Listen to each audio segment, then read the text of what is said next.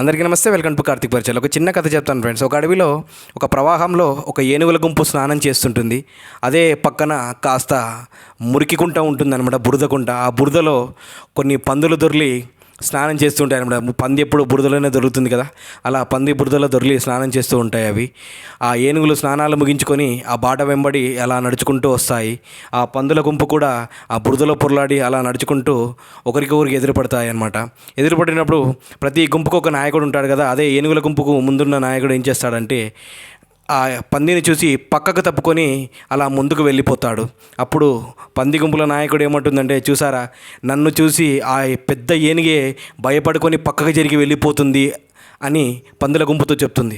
అప్పుడు వెనకాల వస్తున్న ఏనుగుల గుంపు విని ఆ ఏనుగు దగ్గరికి వెళ్ళి ఇలా అంటాయి, ఆ పంది నిన్ను ఇలా అంటుంది అని చెప్పి. అప్పుడు ఏనుగు ఏమంటుందంటే, నేను తలుచుకుంటే నా కాలు కింద వేసి ఆ పందిని నుజ్జు చేయగలను, కానీ నేను ఇప్పుడే శుభ్రంగా స్నానం చేసి వచ్చాను, ఆ మురికిలో పడిన పందిని ముట్టుకోవడం ఇష్టం లేక పక్కకు తప్పుకొని వెళ్ళిపోతున్నాను అని చెప్తుందనమాట. దీంట్లో మోరల్ ఆఫ్ ద స్టోరీ ఏంటంటే, ఎవడైతే మనం చదువుకున్నప్పుడు కానీ, ఫ్రెండ్స్ కానీ, మన ఉద్యోగంలో వృత్తిలో ఉన్నప్పుడు మన ఎంప్లాయీస్ కానీ, మనం ఏదైనా బిజినెస్ చేసుకుంటున్నప్పుడు దాంట్లో కానీ ఎవడో ఒకటి ఇలాంటి మురికి పందులు ఏదో ఒకటి మన గురించి యాంటీగా మాట్లాడుతుంటారు.